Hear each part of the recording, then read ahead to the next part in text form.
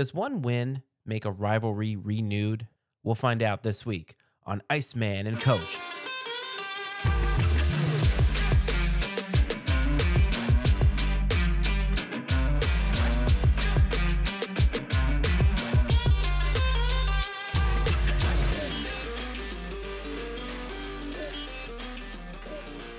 What's up, everybody? Welcome to the Iceman and Coach Sports Show, brought to you by Ice Time Nation. A big shout out to everybody as a part of it, Ice Time Nation. I want to thank you for sponsoring the show. I want to thank you for tuning into the show. This is the Iceman, Matt Freites. Normally, I'd have the coach with me, but unfortunately, or fortunately, I guess, depending on your perspective, the coach has some family obligations this week, so what you get is a heavy dose of Matty Ice. This weekend in sports was actually pretty interesting because I feel like there were a lot of different storylines heading in, at least in the game of football, that you kind of felt like you could really get excited about. The slate on Saturday for college football was epic, but there is one game people were talking about coming into the weekend, and there is only really one game coming out of the weekend that people are talking about, and that was the Tennessee Volunteers hosting the Alabama Crimson Tide. Alabama, of course, is a storied program under Nick Saban. They have had many successes, very few failures, and they come in with a pedigree and a currency that really people should be scared of.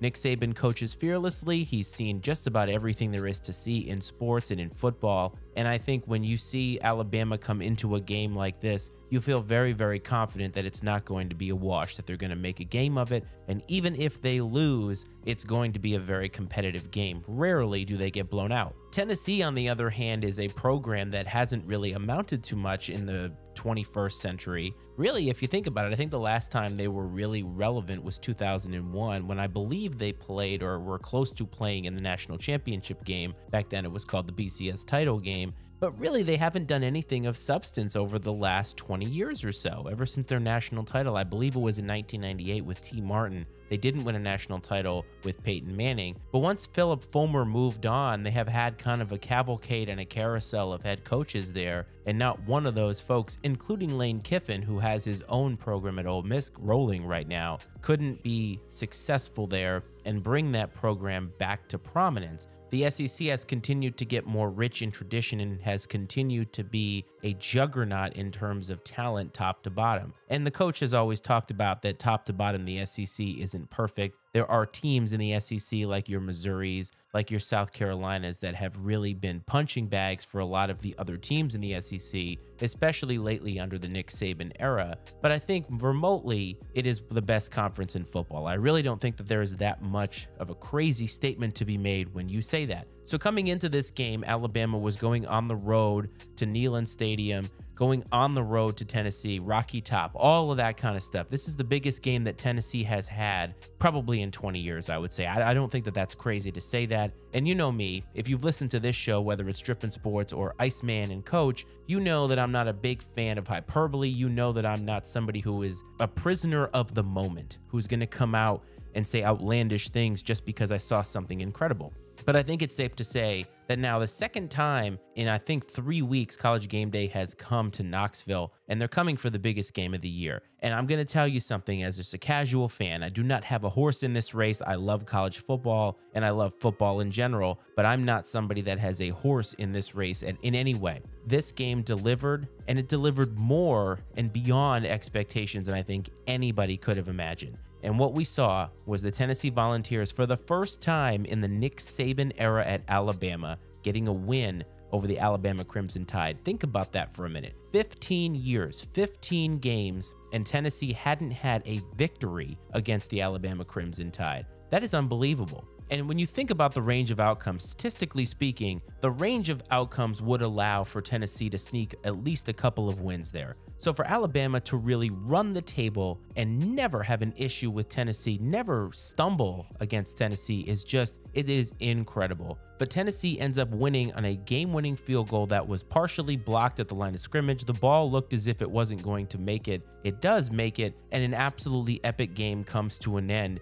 And Hendon Hooker and the boys at Tennessee, they get that big victory, and in my mind, it cements Hendon Hooker as the Heisman favorite right now. I know CJ Stroud is is really the pick everybody's focusing on. But until Tennessee loses and until Hendon Hooker has a bad game that you can really point at and say that game right there is going to lose him the Heisman, to me, it is his award to really win, or excuse me, his award to lose. During the broadcast, which was a great broadcast, don't get me wrong, after the game was over, the announcers stated the rivalry is back. And I asked that question in the cold open of the show because I genuinely want to know what constitutes a rivalry. I know that regional rivalries have always existed in a way that has been palpable. And I know that those rivalries, especially within state, have always been there, and traditionally in some cases they have been lopsided, but it doesn't take away, I don't think, from the rivalry because there's a geographic element to it. Even in times, let's say Duke and North Carolina in basketball, let's say that there's a period of time where Duke is a lot better than North Carolina. Over the course of the rivalry, there has been a lot of parity, and there certainly has been a lot of ebbs and flows for each program.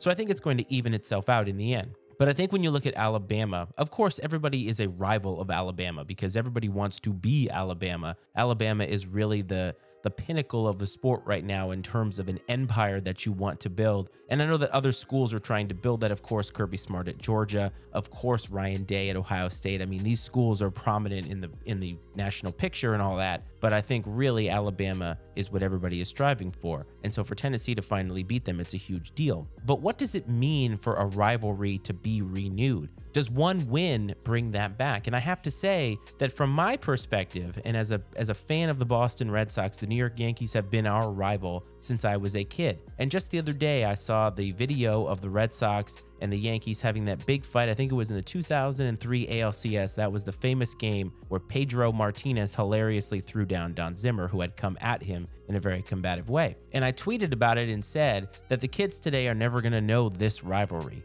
that the rivalry peaked in 2003, 2004, and I really don't see it becoming that prominent again. And I think because the emotional state of it has completely changed. At the time for that rivalry, the Red Sox hadn't won anything and really wanted to be the Yankees. And here we are today, 4 World Series later, and it doesn't feel as special. Of course, between each fan base, there's going to be some bad blood, and each fan base is going to want to win, and you want to beat the team that you've always hated. And maybe that extends to this particular rivalry. Maybe Tennessee has always wanted to be Alabama, at least in the Nick Saban era. And maybe historically there has been a lot of back and forth, and Tennessee has had a little bit more of a puncher's chance. But this is one win. It's one win still relatively early in the season. I can guarantee you that nobody wins a national championship in October. Nobody wins it in November. We all see it happen in January. You have to continue to win. And Tennessee has done that. They've won game after game after game. They're 6-0. They vaulted up to number 3 in the country. But I don't think that this necessarily means that in some way they now have Alabama's number, that the rivalry is just this huge thing where next year it's going to be competitive or the year after that it's going to be competitive. It's a one-game sample, and look at what they had to do to win. Granted, a win is a win, and you're going to take a win every single time, but I do ask these fans to kind of take tone it down a little bit. I don't really think that you can say that all of a sudden you're back and you can put you have firm footing next to a team like Alabama, a program like Alabama. You're not quite there yet. This is a small sample of success, and you want to build on that, and we have to see the results. The proof is in the pudding. The rest of the particular weekend, there was a lot of games, but one thing I have noticed is that a lot of really good teams have lost, and we've seen a lot of teams in the top 10 or creeping around the top 10 get into the discussion and immediately lose, and now they're not a part of the discussion. And I have to ask you a fundamental question, and it's something that I've actually wondered. Parity is wanted in college football. We, the people, the casual fan like myself, have been complaining, at least in terms of the playoff, that we don't watch the playoff or we don't like the playoff because it's always the same teams. It's Alabama, it's Georgia, it's Clemson, it's Ohio State. And while there is something to be said about that, those teams and those programs are the best because they recruit the best. They have the best resources, and you know what? They also win. They consistently win, and they send guys to the NFL. And those are the things that recruits want. They not only want playing time, but they want exposure. They want to be able to achieve their goal of winning a national title, which is going to help them achieve the goal of getting to the NFL. But I think what we see is that parity all of a sudden doesn't necessarily mean that it's going to make the season outcome any different. And I ask you a fundamental question. All the teams that have lost, that have been in the conversation, out of the conversation, the Utahs, the Floridas, the Tennessees even, are they going to matter come January? is the outcome of the season going to be any different? Alabama loses and everybody freaks out because Alabama loses so infrequently. But does this loss mean they're not going to make the playoff? Georgia is still out here killing everybody after a two-game stretch in which it seemed like they didn't know what their offensive identity was. And now here they are just rolling through Vanderbilt as if they're not there. Does it change anything? Does it change anything that Ohio State still looks really, really good? And what if the playoff at the end of the day is those three schools and some random school? Because I'll tell you what, 3 teams from the SEC are not going to make it to the college football playoff. It's going to be 2. It may be Georgia and Alabama, maybe Tennessee, maybe. But I think I don't really feel as if all of a sudden the paradigm has changed and we're going to get all these teams rotating and cycling through into the college football playoff. Really, the parity kind of sucks in a way. I mean, from a casual perspective, it's nice to see teams keep winning and then losing, and you want to see a lot of teams in the discussion. But until we have an expanded playoff, it really doesn't matter. It just matters on a week-to-week basis when we're watching these games. And while that is fun for the casual fan, it stinks for me because come January, I'm probably not going to be paying all that much attention, although I probably will want to pay attention for the purposes of this show. But I really think that it's worth asking you. And the other thing I want to ask is one of the prominent teams right now, the game of the week coming up here in college football, I believe Eugene, Oregon is going to have college game day, is UCLA and Oregon. I will be the first to admit that when Oregon lost so embarrassingly to Georgia, I did put the death knell in them. I said that their season was done, and I said Bo Nix was not a guy that you could trust to win a big game. We had seen him at Auburn lose so many games against high-ranked opponents, not really look particularly good.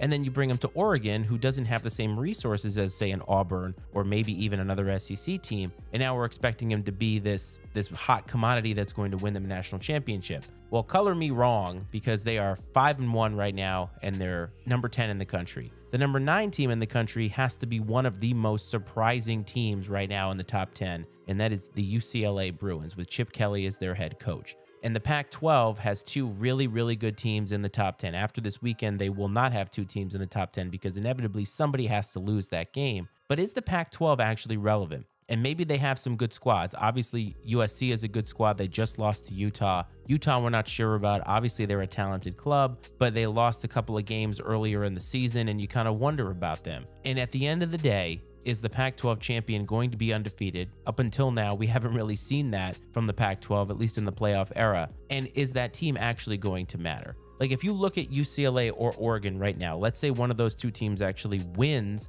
the Pac-12. Do you think that they can beat Alabama? Do you think they can beat Georgia? Hell, do you think they can beat Tennessee on a neutral field? I'm not convinced of that yet. The Pac-12 hasn't really given us, the fans, any reason to have confidence in them.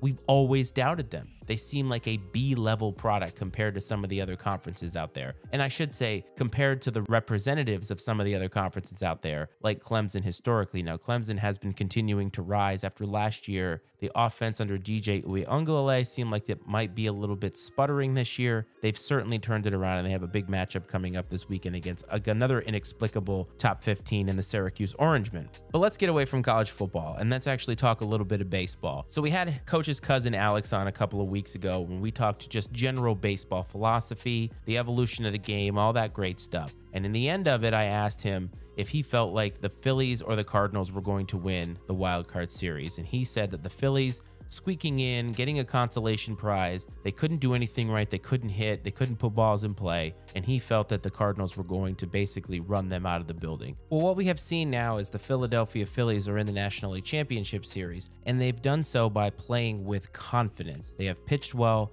they have hit well, and they really caught fire when they needed it. I know that a lot of people put them down and felt like they weren't really worthy of being in the playoffs because they didn't have that edge at the end of the season. It seemed like they just couldn't make it in. They just were missing that it factor. But all that it takes is getting in, and they did that. And they end up taking out the reigning, defending World Series champion Atlanta Braves on the way to the National League Championship Series. And I think that it is amazing to me because it is just a great story. They have the former MVP and Bryce Harper playing on their team. And I remember when he took that contract, it didn't seem like they were going to make anything of it.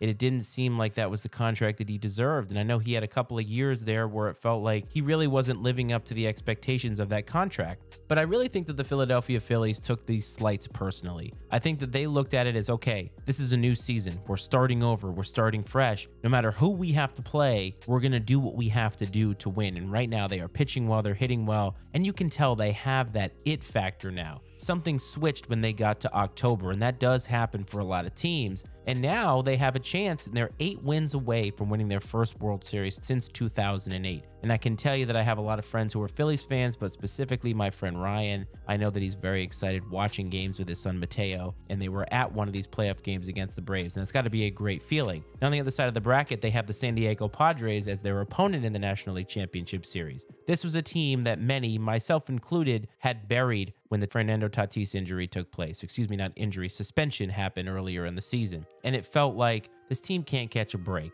And they end up taking out the Los Angeles Dodgers on the way to the National League Championship Series, a team that they have been trying to become through all these free agent pickups and trades and so forth. And I think that when you see the record, they just haven't really gotten over that hump yet. And people continually compare them to the Dodgers and say they're nowhere near that status. It's kind of like Tennessee and Alabama. Tennessee is trying to be Alabama. They are trying to build their program up to a place where they can rival that and on a consistent level. And I know that the Padres are trying to do that, but the market of LA and the market of San Diego, those are two completely different markets from a business perspective. And the Dodgers have the ability to spend money and waste money. They can take a flyer on a free agent, they can take a flyer on a trade, and maybe it doesn't work out for them and they have to fork over the money for that person. They can afford the luxury tax and they can afford to be able to make mistakes because their investors and their backers and their TV money is so much more than San Diego. San Diego is not a small market per se, but it is not a market that is really focused on sports. Having been to San Diego, my mom lived there. There's a lot of stuff to do there. So sports fandom is not really big there, or it certainly isn't paramount the way that it is in some of these other cities, small or not small market, that there's just more of a focus on sports in some places. And I mean, look, the Chargers are no longer in San Diego. They are in Los Angeles.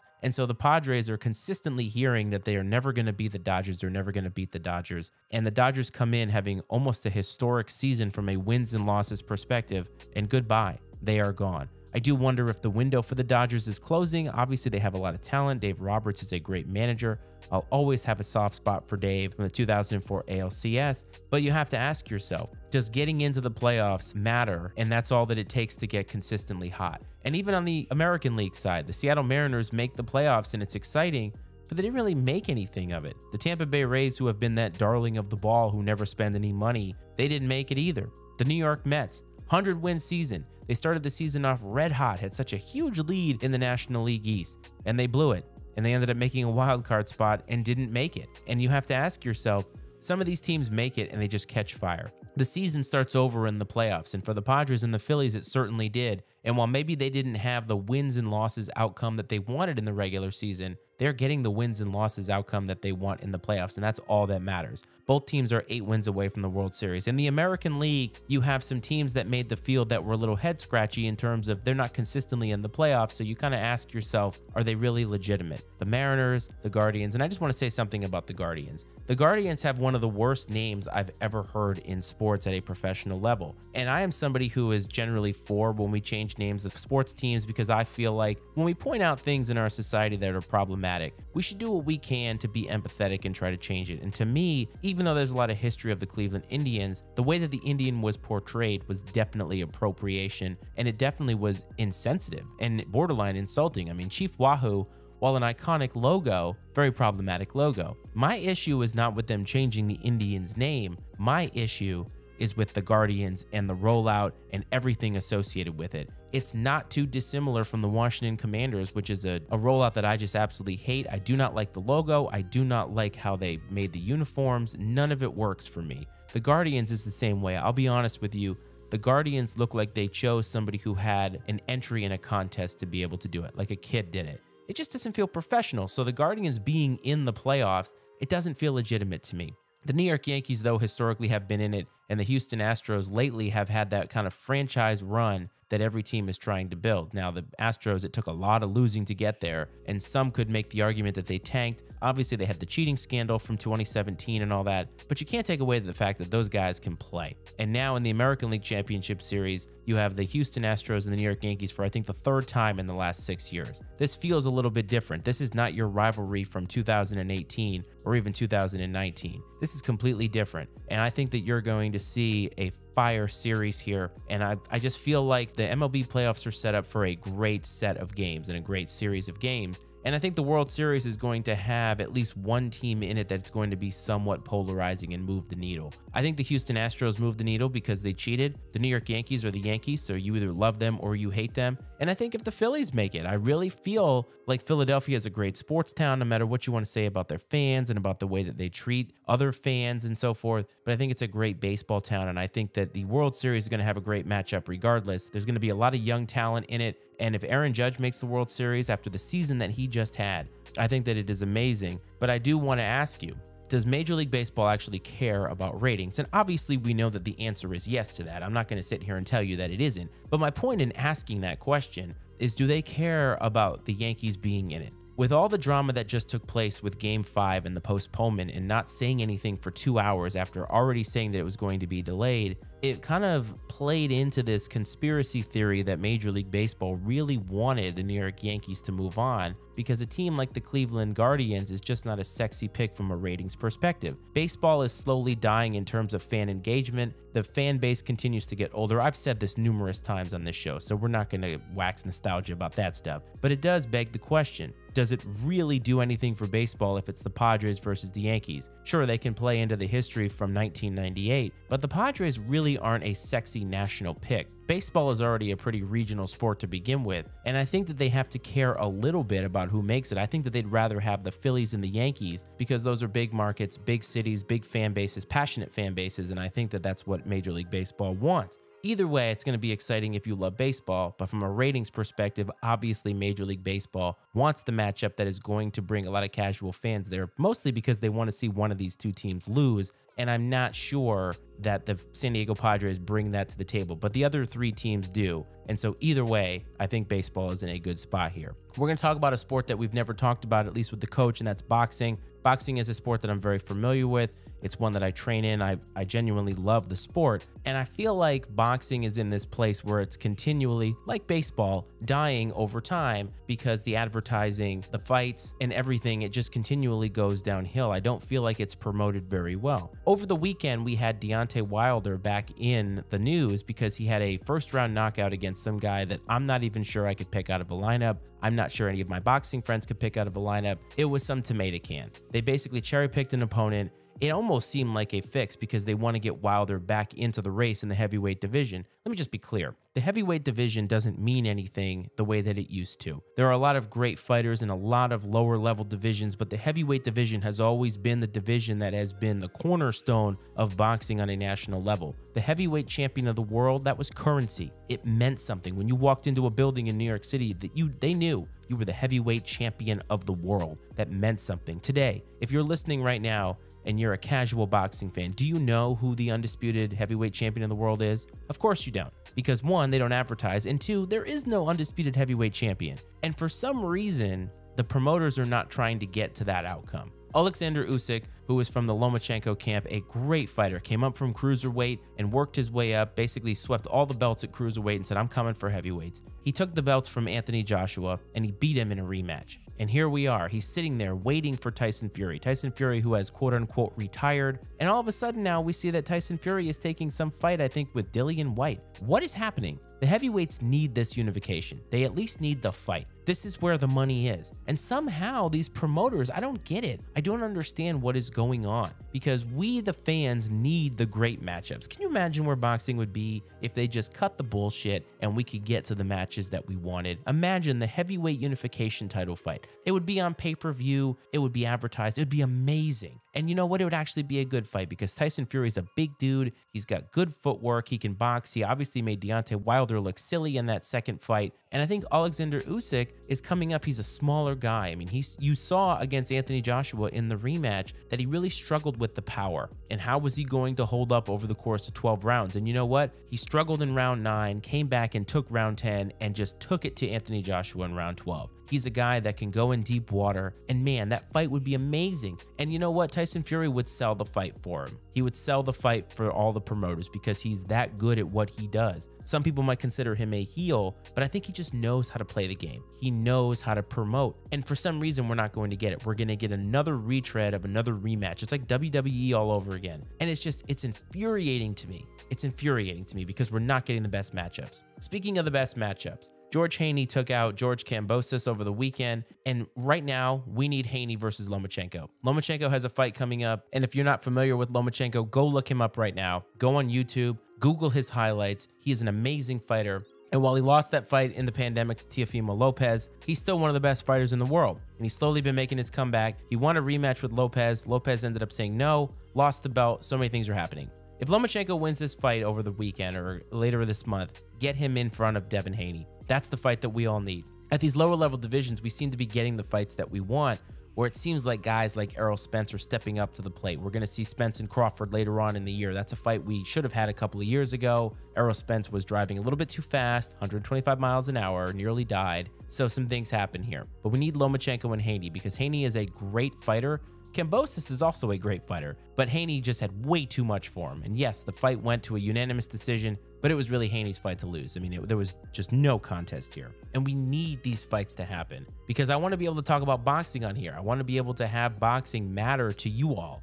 Right now, we are talking about football because football matters. Football moves the needle. You all care about football because football is America's sport. It's just the way that it is. And I want boxing to be back up there because I want to be able to talk about it and I want to be able to debate the coach on boxing. Maybe it's not something he's familiar with, or maybe it is. And that's the thing, is these promoters are not giving us the ability to dive into it because they themselves are not really marketing these fights. And it's just frustrating. But let's move off of boxing and let's move on to what you all want to hear, and that's the NFL. And I want to start actually with Daniel Snyder. I know a lot of things happened over the weekend in the games and all that, and that's all well and good. But we do a lot of analysis on this show, and I don't think we do enough analysis of the things that happen in between the lines. That's where Drippin' Sports started, is I wanted to talk about what happened in between the lines. Daniel Snyder recently made the news again for another negative thing. This guy's a shitbag. I can't stand him. But he made the news because he apparently had hired private investigators to follow around some of the NFL owners because he wanted to have dirt on them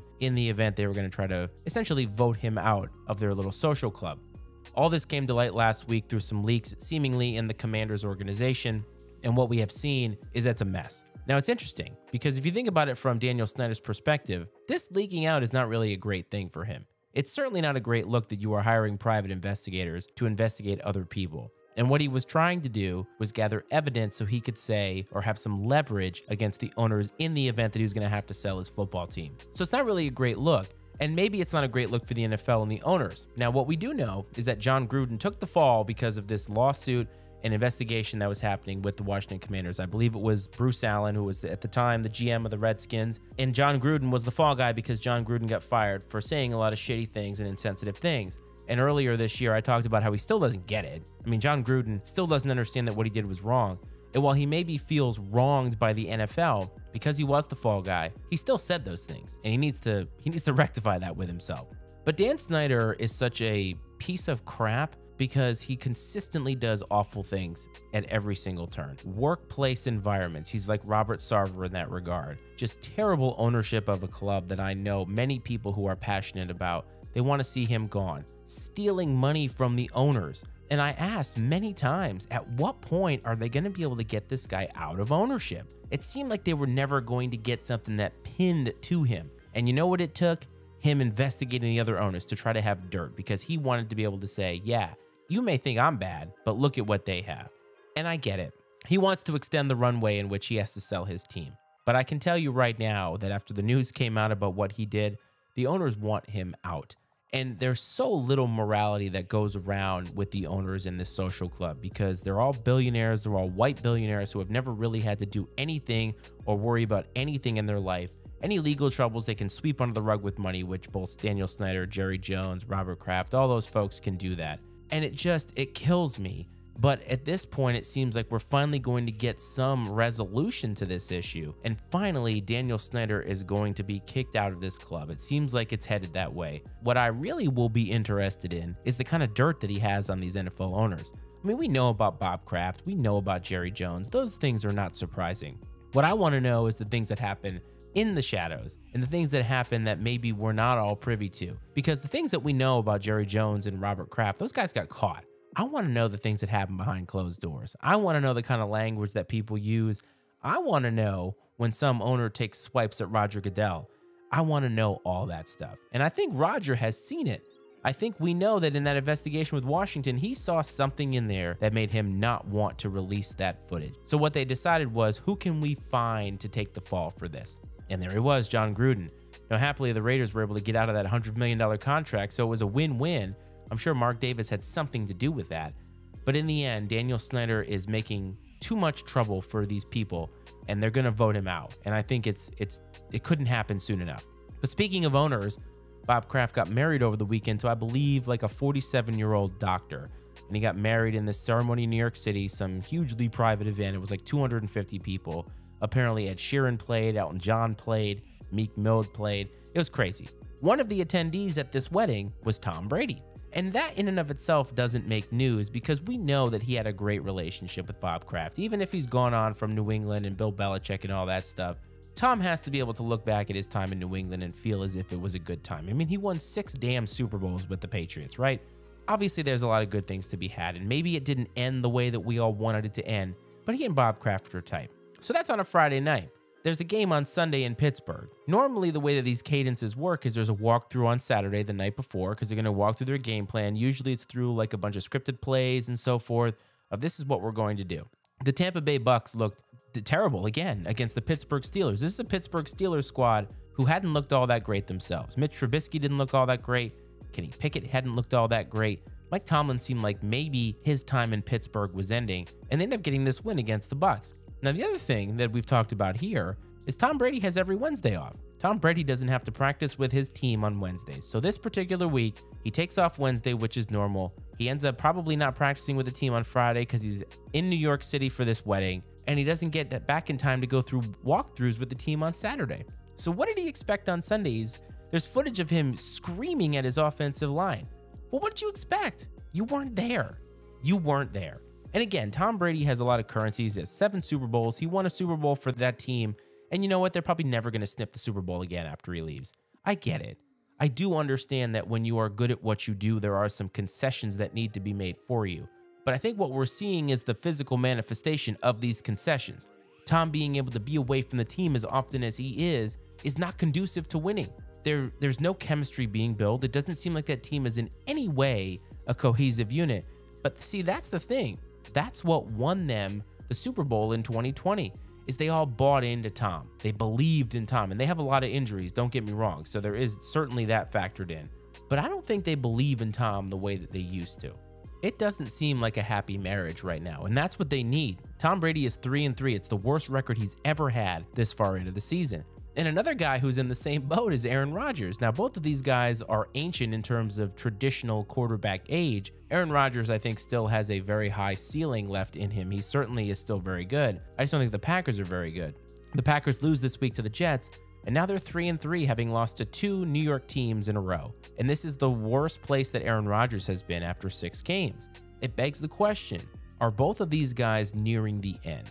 Tom Brady may be losing it from a talent perspective, and I don't think that he can hold up this way. The way that he's getting hit, the pressure that he's been under this season, I just don't think that he can hold up. Aaron Rodgers, on the other hand, is probably like, I don't need this in my life. I've done enough. Now, both of these teams have a lot of time to turn it around. There's 11 games, but I'm just not seeing it right now. And I'm going to make a few bold predictions here in a minute, and they might be one of them. But I just think it's interesting that both of these guys who are so talented and have so many accolades associated with them are struggling so much. Their teams are struggling so much. And I think both of these teams are struggling to find an identity, struggling to find a chemistry, and you can physically see it out there on the field. Some teams that are not struggling for chemistry, though, all reside in the great state of New York. I'm going to read these records off to you, and I want you to ask yourself, or tell yourself, pretend you're telling me actually, how many of these records are surprising. The New York Jets are 4-2. The New York Giants are 5-1, and the Buffalo Bills are 5-1. If you'd woken me up from a coma that I was under from the end of last season's Super Bowl to now, and you woke me up and you told me these records, I would tell you that 2 of them are a crock of shit. I would tell you that the Jets and the Giants, there's no way that they are 5-1 6 games into the season, or 4-2 this far into the season. Traditionally, for both of these squads, lately over the last 5 or 6 years, for the Jets it's been a little bit longer, their season's over by week 6. There's no hope left. Like, being 500 or sniffing 500 would be ideal for both of these franchises, but being where they are now, it's crazy. And they're beating some pretty good teams, I have to admit. The Jets going to Lambeau and taking out Aaron Rodgers is just incredible. And the Giants beating the Ravens. The Giants have now beat some really good teams. They beat Green Bay. I guess we don't know if Green Bay is a good team, but both the Giants and the Jets share the fact that they beat Aaron Rodgers at his own game. And they beat Lamar Jackson. I mean, they came back against both of these teams, the Giants did. That's the crazy part. But I think we all knew that the Bills were going to be good. The Bills finally take out the Chiefs at Arrowhead, and I have to ask another question similar to the Tennessee-Alabama discussion. How much does this win mean in the grand scheme of things? Really? The Bills obviously have lost to the Chiefs the last 2 years. Last year's divisional game was epic. We all know this. They talked about it all week long. The Bills finally get that win at Arrowhead Stadium. But it's week 6. They're only 5-1. There's 11 more games to go, plus the playoffs. How do we know that the Chiefs aren't going to play them again? And I think that's where we're going to really find out where the Buffalo Bills are. Are the Buffalo Bills ready to take that next step? This is a great win, do not get me wrong, but I don't think that it means that all of a sudden they have figured it out. In a one-game sample, you're always going to have the range of outcomes where one team is going to win a bunch and so forth. And I think if you played 10 times, one of these teams would probably win 5 or 6 times, right? And I think that this is one of those games where the Bills finally had the ability to overcome and finally had the ability to win. But what does it mean? All these pundits are talking about how this is a huge thing and they finally did it. Okay, great. They won a week 6 game. A lot of teams have won in week 6 and never won the Super Bowl. That's the goal. Same thing for the Philadelphia Eagles, who get a big win over the Cowboys on Sunday Night Football. Now, they get a big win against the Cowboys at home against a third-string quarterback who threw 3 interceptions. Oh, and by the way, they had a 20-0 lead and nearly blew a 20-0 lead. Division wins are always great. You always want to beat the teams in your division. You always want to win, especially in prime time. A win is a win, and the Eagles are 6-0. But again, it's week 6. What does it mean a month from now, 2 months from now? Are both of these teams going to be able to take it to the next level when we get to January? The Bills obviously have shown that they have a lot of talent and a high ceiling in them. So I think there's more confidence in me in January knowing that the Bills are probably going to be okay. The Eagles made the playoffs last year, squeaking in at 9-8, and they've looked great this year. Jalen Hurts has looked great. That offense has looked intimidating. Their offensive line has been intimidating, but I haven't seen them do this in January. I haven't seen them do this against a truly great opponent yet. The Dallas Cowboys had a great defense coming in, but no offensive potency. And still, the Cowboys almost came back. So I think that people need to kind of slow their roll a little bit with some of these wins and losses and predictions. Like, they're great wins, but they don't mean anything. They might mean something for later on when we're talking about seeding in the playoffs or possibly winning the division. But what do they mean for the grand scheme of winning the Super Bowl, which is the goal? They don't really mean anything. People need to keep that in mind. Apparently, the Vikings are 5-1 after another win. It's funny, a couple weeks ago, we were talking about how Kirk Cousins couldn't do it in primetime, and yet they're one of the quietest 5-1 teams out there. I have to ask, are the Vikings or the Giants more fraudulent in 5-1? The Vikings have a lot of talent on offense. Their defense has always been suspect. Of the Giants, though, I feel like the Giants are fraudulent because you continually ask yourself, how are they doing this? At least with the Vikings, you can see that they have Justin Jefferson, and they have Adam Thielen, and they have Dalvin Cook, and they have Kirk Cousins. What do the Giants have? They have Saquon. That's about it. And it's just, I think the Giants are more fraudulent because we constantly are asking ourselves how. And if you continually ask yourself how can that be legitimate in any way? So I said bold statements.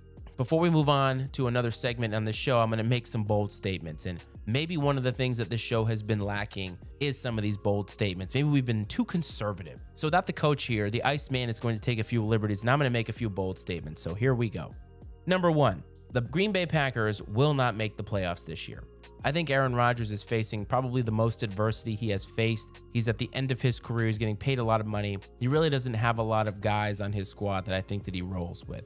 Offensively, Allen Lazard is fine. Obviously, the running back situation, they're a run-first team. But the way that they've played the last couple weeks, I'm going to need to see more from them. And if they can't beat the New York teams, who I understand have been improved, but the Green Bay Packers shouldn't be losing to teams like that, especially with a lead. And now what we're seeing is a 500 team, and Aaron Rodgers has never been 500, having started all 6 games this far into the season. So I just don't think that they have it. So my first prediction is that the Green Bay Packers will not make the playoffs in 2022. Number 2. While the Tampa Bay Buccaneers are going to win their division because I just don't think that the other teams have the staying power to be able to win, the Bucs are going to lose in the first round and Tom Brady is going to retire. Tom Brady is not 100% bought in on this team. You could tell when they came into the season, all the stuff happening in his personal life. You can tell on the sideline. Something is not right about the season with Tom, and I think that there's just not enough talent to overcome all this adversity, and they're never going to find their spark. They're going to play a really good team in the wild card round, and I don't think that they have it. I think they're going to lose that first game, and I think Tom Brady is finally going to realize that this is as good as it's going to get, or it's already been as good as it's going to get, and he's going to hang it up for good. And unfortunately for him, go back to an empty house. So that is my second bold prediction. My third bold prediction: Cliff Kingsbury will be fired by Thanksgiving. The Arizona Cardinals are in trouble. They are a team without an identity. They're boring, and Cliff Kingsbury is 100% responsible for that. He's got a very dynamic talent in Kyler Murray, and they have DeAndre Hopkins coming back, and they have some weapons on offense, but they can't seem to get out of their own way. Cliff Kingsbury doesn't seem to be able to take that next step as a coach, and honestly, it's consistent with the way that he's coached his entire career, underachieving and overpromising. He has continually failed up in his career, and I just think that this is it. I don't think they can overcome this awful start. I don't think it's going to get any better for them, and I think Cliff Kingsbury is going to be fired by Thanksgiving.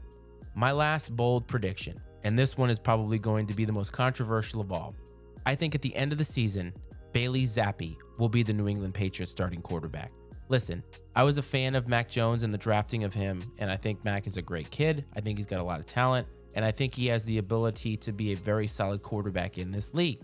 But over the course of his very young career, you've never really felt like Mac was in control in any way. You never felt like Mac was capable of a truly great performance. He's had some really solid performances, but I'm talking about truly great.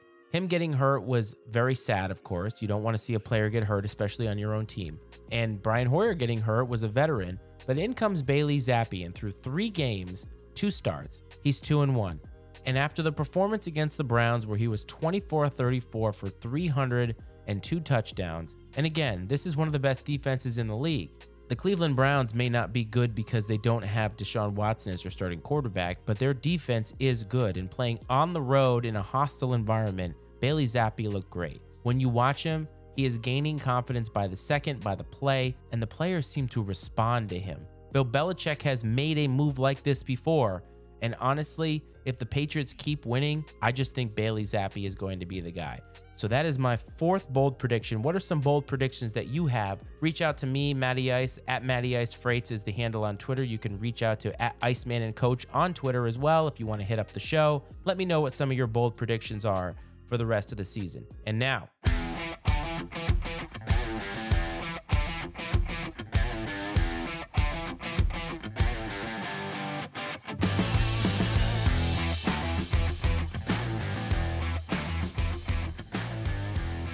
you know what that sound means? That sound means it is time for crunch time. And while normally it is a rat-a-tat-tat between me and the coach, it is going to be a rat-a-tat-tat of just my picks for this particular week. So starting off, we have Syracuse traveling to Clemson in an ACC battle. I see Syracuse as a fraudulent team. I think they've played a really weak schedule. Clemson is the cream of the crop in the ACC. Give me Clemson at home.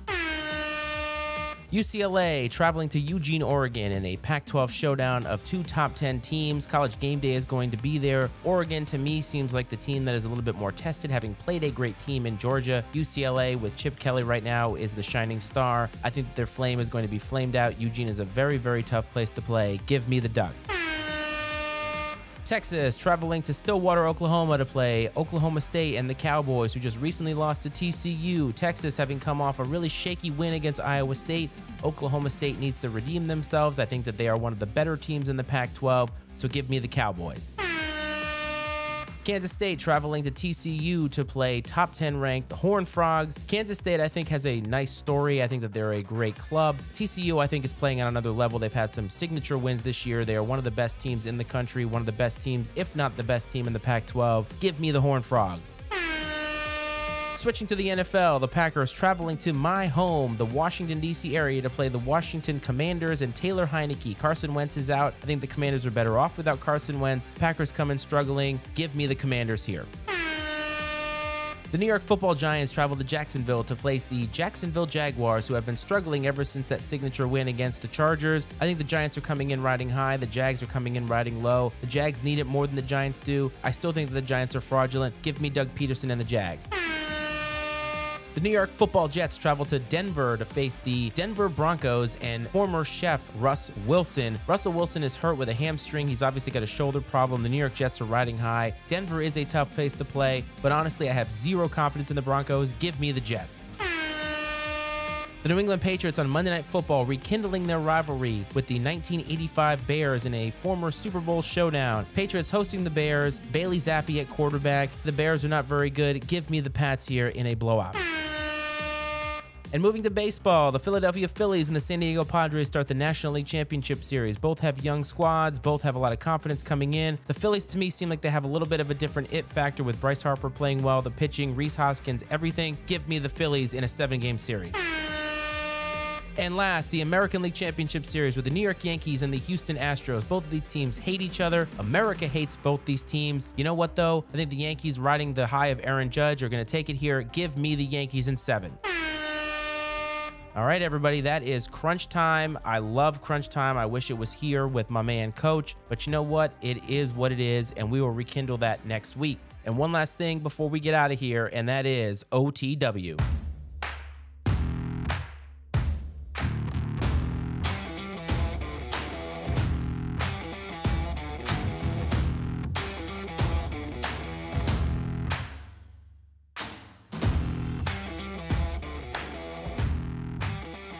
OTW, where Coach and I usually give our personal flair on the sporting world. Normally, we would have Coach's pick of the week. Coach is not here, so we're going to skip that element of it because I'm not a big gambling guy, but I feel like I do owe you an Iceman stat of the week. I have talked about many times that we are 6 games into the regular season, and right now there are 3 divisions, the NFC West, the NFC South, and the AFC North, that don't have one team over 500, and that, my friends, is abysmal. What are you looking forward to this week in sports? There's a lot of great teams that are out there that are going to be playing. There's a lot of great matchups to look forward to. I can't wait. My in-laws are going to be here. We're going to watch a lot of football over the weekend.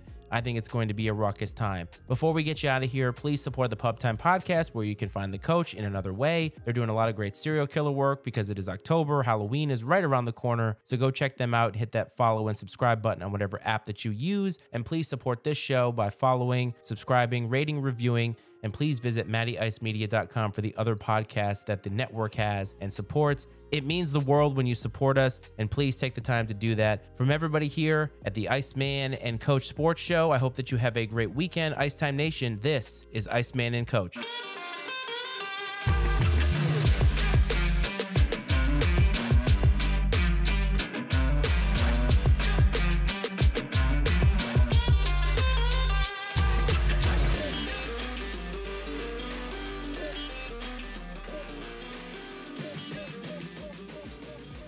The opinions and viewpoints expressed on the Iceman and Coach Sports Show are those of Matt Freites, Brad Powell, and their guests, and not necessarily those of the Matty Ice Media Network. The Iceman and Coach Sports Show is exclusively owned by Matt Freites and Brad Powell and is brought to you by the Matty Ice Media Network.